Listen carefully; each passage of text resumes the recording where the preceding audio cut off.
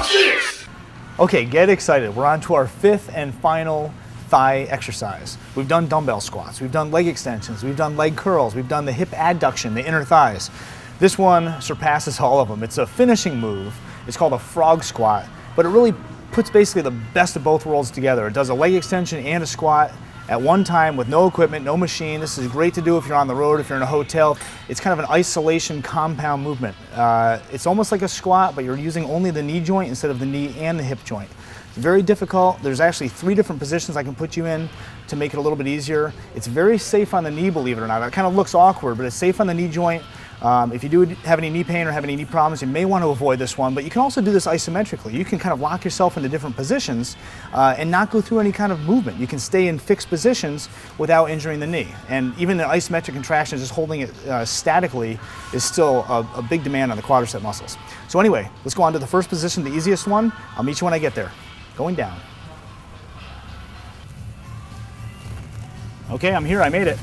Not for long though. I'm in the frog squat position. My forearms are resting on my thighs, taking off part of my upper body weight, and my weight is through my heels. One thing before you go any further, don't try this until you watch the entire clip. Learn all the ins and outs of this exercise. Make sure you know how to get out of it, especially before doing this. You definitely don't want to twist or tweak your knee at all.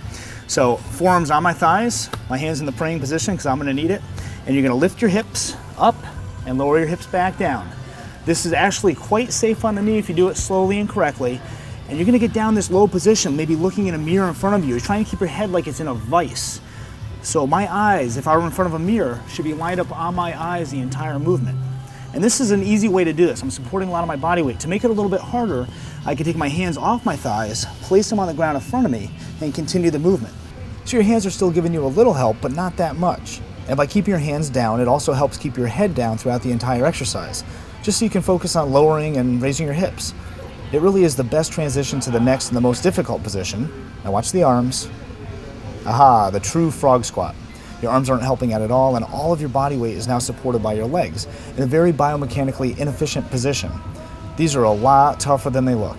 Now, if you have any physical limitations that may limit your range of motion, you may want to do just that, limit your range of motion. Definitely don't go down too low, and you may want to do this over a bench or a low chair initially, just for reassurance.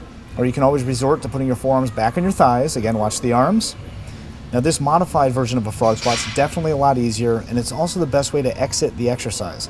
Whatever you do, never stop the exercise in the down position. Trust me, you'll be tempted to drop to the ground, but don't do it. Your knees aren't going to like it. So, key points. Keep the weight, your weight, through your heels, not through your toes.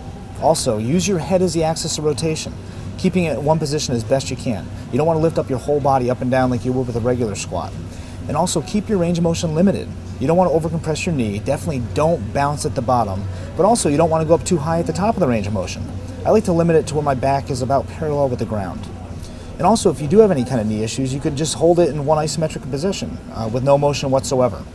So, from the top, put your feet a little more than shoulder width apart, and your toes should be pointed out slightly. Actually, the direction of your knees where they bend should line up with the direction of your toes where they point. You should be able to draw a straight line between your hip, your knee, and your toe. They should all face the same direction. Keep your weight through your heels, lower your hips down to a safe position, and then lift your hips up until your back is parallel or just slightly above parallel with the ground. Remember to keep your head down as much as possible throughout the entire movement. And that's it. Just keep going until you can't do anymore. And stop. Now, don't think I've been doing these the whole time. This is a tough exercise.